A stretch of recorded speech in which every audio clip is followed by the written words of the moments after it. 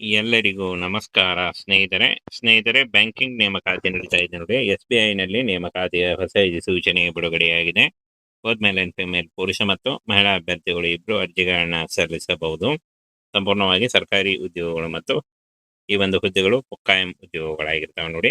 PUC ಮತ್ತು ಯಾವುದೇ ಪದವಿ ಮಾಡ್ಕೊಂಡಿದ್ರು ನೀವು ಬ್ಯಾಂಕಿಂಗ್ ಉದ್ಯೋಗವನ್ನ ಪಡೆದುಕೊಳ್ಳಬಹುದಾಗಿರುತ್ತೆ ಫ್ರೆಂಡ್ಸ್. ಹಾಗೆ ಇಲ್ಲಿ 1500 ಹುದ್ದೆಗಳಿದ್ದಾವೆ ನೋಡಿ. ಈ ಒಂದು 1500 ಹುದ್ದೆಗಳಿಗೆ ನೇಮಕಾತಿಯ ಒಂದು ಹೊಸ ಸೂಚನೆ ಬಿಡುಗಡೆಯಾಗಿದೆ. ಫ್ರೆಂಡ್ಸ್, ಈ ಒಂದು ಹುದ್ದೆಗಳ ಬಗ್ಗೆ ನೋಡಿ, ವಯೋಮಿತಿ, ಸಂಬಳ, ಅರ್ಜಿ ಸಲ್ಲಿಸುವ ಸಂಪೂರ್ಣ ಮಾಹಿತಿ ವಿಡಿಯೋದಲ್ಲಿ ಇರುತ್ತೆ. ವಿಡಿಯೋನ ಕೊನೆವರೆಗೆ ನೋಡಿ. ಹಾಗೇನ ಈ ಒಂದು ವಿಡಿಯೋನ ನೋಡ್ತಾ ಇರುವವರು ಚಾನೆಲ್ನ ಸಬ್ಸ್ಕ್ರೈಬ್ ಮಾಡ್ಕೊಳ್ಳಿಲ್ಲ ಅಂದ್ರೆ ಈಗಲೇ ನಮ್ಮ ಚಾನೆಲ್ನ ಸಬ್ಸ್ಕ್ರೈಬ್ ಮಾಡ್ಕೊಳ್ಳಿ. ಇದೇ ರೀತಿಯ ಉದ್ಯೋಗಗಳಿಗಾಗಿ ಫ್ರೆಂಡ್ಸ್ ನೋಡಿ, ಎನಿ ಡಿಗ್ರಿ ಮತ್ತು PUC ಮಾಡಿದಂತ ಅಭ್ಯರ್ಥಿಗಳಿಗೆ PO ಪ್ರೊಬೆಷನರಿ ಆಫೀಸರ್ ಹುದ್ದೆಗಳಿಗೆ ನೇಮಕಾತಿ ನಡೀತಾ ಇದೆ ನೋಡಿ. ಫ್ರೆಂಡ್ಸ್, ಅಲ್ಲಿ ಕಾಣಿಸ್ತಾ ಇದೆ ನೋಡಿ, ಸ್ಟೇಟ್ ಬ್ಯಾಂಕ್ ಆಫ್ ಇಂಡಿಯಾ ನೇಮಕಾತಿ ಆಗಿರುತ್ತೆ. ಹುದ್ದೆ ಹೆಸರು ಪ್ರೊಬೆಷನರಿ ಆಫೀಸರ್. ಈ ಒಂದು ಹುದ್ದೆಗಳಿಗೆ ನೇಮಕಾತಿ ನಡೀತಾ ಇದೆ. ಆಲ್ ಇಂಡಿಯಾ ನೇಮಕಾತಿ ಇರುತ್ತೆ. ಕರ್ನಾಟಕದಲ್ಲೂ ಕೂಡ ಹುದ್ದೆಗಳಿದ್ದಾವೆ ನೋಡಿ. ಕರ್ನಾಟಕದಲ್ಲಿ ಕೂಡ ಈ ಒಂದು ಹುದ್ದೆಗಳಿದ್ದಾವೆ. ಟೋಟಲ್ ಆಗಿ 1500 ಹುದ್ದೆಗಳಿಗೆ ಹೊಸ ಸೂಚನೆಯನ್ನ ಕರೆಯಲಾಗಿದೆ ನೋಡಿ. ಇನ್ನ ವೇತನ ಶ್ರೇಣಿಯನ್ನು ನೋಡೋದಾದ್ರೆ 48,480 ರಿಂದ 85,920 ಪರ್ ಮಂತ್ ಸ್ಯಾಲರಿ ಆಗಿರುತ್ತೆ ನೋಡಿ. ಇದು ಜಾಸ್ತಿ ಕೂಡ ಆಗ್ತಾ ಹೋಗುತ್ತೆ. ಇನ್ನ TADA ಮತ್ತು ಇನ್ನೂ ಹಲವು ಭತ್ಯೆಗಳು ಕೂಡ ಒಳಗೊಂಡಿರುತ್ತೆ. ಇನ್ನ ಶೈಕ್ಷಣಿಕ ಅರ್ಹತೆಯನ್ನು ನೋಡೋದಾದ್ರೆ ನೋಡಿ, ಯಾವುದೇ ಡಿಗ್ರಿ, ಎನಿ ಡಿಗ್ರಿ, CA ಅಥವಾ ಗ್ರಾಜುಯೇಷನ್ ಮಾಡಿದಂತ ಅಭ್ಯರ್ಥಿಗಳು ಈ ಒಂದು ಹುದ್ದೆಗಳಿಗೆ ಅರ್ಜಿಗಳನ್ನ ಸಲ್ಲಿಸಬಹುದಾಗಿರುತ್ತೆ. ಆನ್ಲೈನ್ ಅರ್ಜಿಗಳನ್ನ ಸಲ್ಲಿಸಬೇಕಾಗುತ್ತೆ. ಆನ್ಲೈನ್ ಅಪ್ಲಿಕೇಶನ್ ಫಾರ್ಮ್ ಅನ್ನ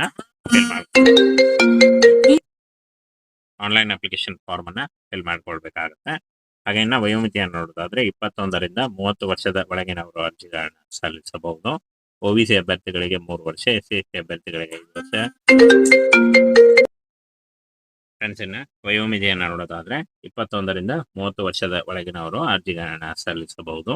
ಪುರುಷ ಮತ್ತು ಮಹಿಳಾ ಅಭ್ಯರ್ಥಿಗಳು. OBC ಅಭ್ಯರ್ಥಿಗಳಿಗೆ 3 ವರ್ಷ, SC/ST ಅಭ್ಯರ್ಥಿಗಳಿಗೆ 5 ವರ್ಷ ಹಾಗೂ PWD ಅಭ್ಯರ್ಥಿಗಳಿಗೆ 10 ವರ್ಷಗಳ ವಯೋಮಿತಿ ಸಡಿಲಿಕೆ ಕೂಡ ಇರುತ್ತೆ. ಆದಷ್ಟು ನಿಮ್ಮ ವಯಸ್ಸಿನ ಲೆಕ್ಕಾಚಾರವನ್ನ ಮಾಡಿಕೊಂಡು ಯಾವ ಕ್ಯಾಟಗರಿ ಸೇರ್ತೀರಾ ನೋಡ್ಕೊಂಡು ಅರ್ಜಿಗಳನ್ನ ಸಲ್ಲಿಸಬಹುದಾಗಿರುತ್ತೆ.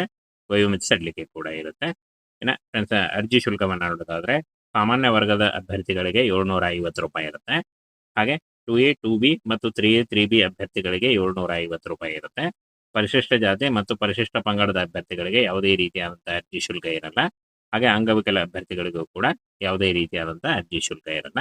ಸಾಮಾನ್ಯ ವರ್ಗದ ಮತ್ತು ಇನ್ನು ಉಳಿದಂತ ಏನು ವರ್ಗದ ಅಭ್ಯರ್ಥಿಗಳಿಗೆ ಈ ಒಂದು ಅರ್ಜಿ ಶುಲ್ಕವನ್ನ ನೀವು net banking, credit card, debit card ಅಥವಾ UPI ಗಳ ಮೂಲಕ ಪೇ ಮಾಡಬಹುದಾಗಿರುತ್ತೆ. ಏನ ಫ್ರೆಂಡ್ಸ್, ಆಯ್ಕೆ ವಿಧಾನವನ್ನ ನೋಡೋದಾದ್ರೆ ಇಲ್ಲಿ ನೋಡಿ, ಪ್ರಿಲಿಮಿನರಿ ಎಕ್ಸಾಮಿನೇಷನ್ ಮತ್ತು ಮೇನ್ ಎಕ್ಸಾಮ್ ಇರುತ್ತೆ ಅಂತ ಕೊಟ್ಟಿದ್ದಾರೆ. ಹಾಗೆ ಇವೆರಡರಲ್ಲೂ ಪಾಸ್ ಆದಂತಹ ಅಭ್ಯರ್ಥಿಗಳಿಗೆ ಸಂದರ್ಶನದ ಮೇಲೆ ಆಯ್ಕೆಯನ್ನ ಮಾಡಿಕೊಳ್ಳಲಾಗುತ್ತೆ ಅಂತ ಕೊಟ್ಟಿದ್ದಾರೆ ನೋಡಿ. ಹಾಗೇನ ಆನ್ಲೈನ್ ಮೂಲಕವೇ ನೀವು ಅಫಿಷಿಯಲ್ ವೆಬ್ಸೈಟ್ಗೆ ಹೋಗಿ ಅಪ್ಲಿಕೇಶನ್ ಫಾರ್ಮ್ ಅನ್ನ ಫಿಲ್ ಮಾಡಬೇಕಾಗುತ್ತೆ. ಅದರ ಡೈರೆಕ್ಟ್ ಲಿಂಕ್ ಅನ್ನ ವಿಡಿಯೋ ಡಿಸ್ಕ್ರಿಪ್ಷನ್ ಬಾಕ್ಸ್ ಅಲ್ಲಿ ಕೊಟ್ಟಿರ್ತೇನೆ ನೋಡಿ. ಅಲ್ಲಿ ಹೋಗಿ ನೀವು ನೇರವಾಗಿ ಅರ್ಜಿಗಳನ್ನ ಸಲ್ಲಿಸಬಹುದು. 18/6/2026 ಅರ್ಜಿ ಸಲ್ಲಿಕೆ ಶುರುವಾಗಿದೆ. 8 ಜುಲೈ 2026 ಅರ್ಜಿ ಸಲ್ಲಿಸಲು ಕೊನೆಯ ದಿನಾಂಕ ಆಗಿರುತ್ತೆ ನೋಡಿ. ಈ ಒಂದು ಕೊನೆಯ ದಿನಾಂಕದೊಳಗಾಗಿ ನೀವು ಈ ಒಂದು ಹುದ್ದೆಗಳಿಗೆ ಅರ್ಜಿಗಳನ್ನ ಸಲ್ಲಿಸಬಹುದಾಗಿರುತ್ತೆ. ಸ್ನೇಹಿತರೆ, ಬ್ಯಾಂಕಿಂಗ್ ನೇಮಕಾತಿ ನಡೀತಾ ಇದೆ ನೋಡಿ. SBI ನಲ್ಲಿ ನೇಮಕಾತಿಯ ಹೊಸ ಸೂಚನೆ ಬಿಡುಗಡೆಯಾಗಿದೆ. ಬೋತ್ ಮೇಲ್ ಅಂಡ್ ಫಿಮೇಲ್ ಪುರುಷ ಮತ್ತು ಮಹಿಳಾ ಅಭ್ಯರ್ಥಿಗಳು ಇಬ್ರು ಅರ್ಜಿಗಳನ್ನ ಸಲ್ಲಿಸಬಹುದು. ಸಂಪೂರ್ಣವಾಗಿ ಸರ್ಕಾರಿ ಉದ್ಯೋಗಗಳು ಮತ್ತು ಈ ಒಂದು ಹುದ್ದೆಗಳು ಕಾಯಂ ಉದ್ಯೋಗಗಳಾಗಿರ್ತವೆ ನೋಡಿ. PUC ಮತ್ತು ಯಾವುದೇ ಪದವಿ ಮಾಡ್ಕೊಂಡಿದ್ರು ನೀವು ಬ್ಯಾಂಕಿಂಗ್ ಉದ್ಯೋಗವನ್ನ ಪಡೆದುಕೊಳ್ಳಬಹುದಾಗಿರುತ್ತೆ ಫ್ರೆಂಡ್ಸ್. ಹಾಗೆ ಇಲ್ಲಿ 1500 ಹುದ್ದೆಗಳಿದ್ದಾವೆ ನೋಡಿ. ಈ ಒಂದು 1500 ಹುದ್ದೆಗಳಿಗೆ ನೇಮಕಾತಿಯ ಒಂದು ಹೊಸ ಸೂಚನೆ ಬಿಡುಗಡೆಯಾಗಿದೆ ಫ್ರೆಂಡ್ಸ್. ಈ ಒಂದು ಹುದ್ದೆಗಳ ಬಗ್ಗೆ ನೋಡಿ, ವಯೋಮಿತಿ, ಸಂಬಳ, ಅರ್ಜಿ ಸಲ್ಲಿಸುವ ಸಂಪೂರ್ಣ ಮಾಹಿತಿ ವಿಡಿಯೋದಲ್ಲಿ ಇರುತ್ತೆ. ವಿಡಿಯೋನ ಕೊನೆವರೆಗೆ ನೋಡಿ. ಹಾಗೇನ ಈ ಒಂದು ವಿಡಿಯೋನ ನೋಡ್ತಾ ಇರುವವರು ಚಾನೆಲ್ನ ಸಬ್ಸ್ಕ್ರೈಬ್ ಮಾಡ್ಕೊಳ್ಳಿಲ್ಲ ಅಂದ್ರೆ ಈಗಲೇ ನಮ್ಮ ಚಾನೆಲ್ನ ಸಬ್ಸ್ಕ್ರೈಬ್ ಮಾಡ್ಕೊಳ್ಳಿ. ಇದೇ ರೀತಿಯ ಉದ್ಯೋಗಗಳಿಗಾಗಿ ಫ್ರೆಂಡ್ಸ್ ನೋಡಿ, ಎನಿ ಡಿಗ್ರಿ ಮತ್ತು PUC ಮಾಡಿದಂತ ಅಭ್ಯರ್ಥಿಗಳಿಗೆ PO ಪ್ರೊಬೆಷನರಿ ಆಫೀಸರ್ ಹುದ್ದೆಗಳಿಗೆ ನೇಮಕಾತಿ ನಡೀತಾ ಇದೆ ನೋಡಿ. ಫ್ರೆಂಡ್ಸ್, ಅಲ್ಲಿ ಕಾಣಿಸ್ತಾ ಇದೆ ನೋಡಿ, ಸ್ಟೇಟ್ ಬ್ಯಾಂಕ್ ಆಫ್ ಇಂಡಿಯಾ ನೇಮಕಾತಿ ಆಗಿರುತ್ತೆ. ಹುದ್ದೆ ಹೆಸರು ಪ್ರೊಬೆಷನರಿ ಆಫೀಸರ್. ಈ ಒಂದು ಹುದ್ದೆಗಳಿಗೆ ನೇಮಕಾತಿ ನಡೀತಾ ಇದೆ. ಆಲ್ ಇಂಡಿಯಾ ನೇಮಕಾತಿ ಇರುತ್ತೆ. ಕರ್ನಾಟಕದಲ್ಲೂ ಕೂಡ ಹುದ್ದೆಗಳಿದ್ದಾವೆ ನೋಡಿ. ಕರ್ನಾಟಕದಲ್ಲಿ ಕೂಡ ಈ ಒಂದು ಹುದ್ದೆಗಳಿದ್ದಾವೆ. ಟೋಟಲ್ ಆಗಿ 1500 ಹುದ್ದೆಗಳಿಗೆ ಹೊಸ ಸೂಚನೆಯನ್ನ ಕರೆಯಲಾಗಿದೆ ನೋಡಿ. ಇನ್ನ ವೇತನ ಶ್ರೇಣಿಯನ್ನು ನೋಡೋದಾದ್ರೆ 48,480ರಿಂದ 85,920 ಪರ್ ಮಂತ್ ಸ್ಯಾಲರಿ ಆಗಿರುತ್ತೆ ನೋಡಿ. ಇದು ಜಾಸ್ತಿ ಕೂಡ ಆಗ್ತಾ ಹೋಗುತ್ತೆ. ಇನ್ನು TADA ಮತ್ತು ಇನ್ನೂ ಹಲವು ಭತ್ಯೆಗಳು ಕೂಡ ಒಳಗೊಂಡಿರುತ್ತೆ. ಇನ್ನು ಶೈಕ್ಷಣಿಕ ಅರ್ಹತೆಯನ್ನು ನೋಡೋದಾದ್ರೆ ನೋಡಿ, ಯಾವುದೇ ಡಿಗ್ರಿ, ಎನಿ ಡಿಗ್ರಿ, CA ಅಥವಾ ಗ್ರಾಜುಯೇಷನ್ ಮಾಡಿದಂಥ ಅಭ್ಯರ್ಥಿಗಳು ಈ ಒಂದು ಹುದ್ದೆಗಳಿಗೆ ಅರ್ಜಿಗಳನ್ನು ಸಲ್ಲಿಸಬಹುದಾಗಿರುತ್ತೆ. ಆನ್ಲೈನ್ ಅರ್ಜಿಗಳನ್ನ ಸಲ್ಲಿಸಬೇಕಾಗುತ್ತೆ. Online application form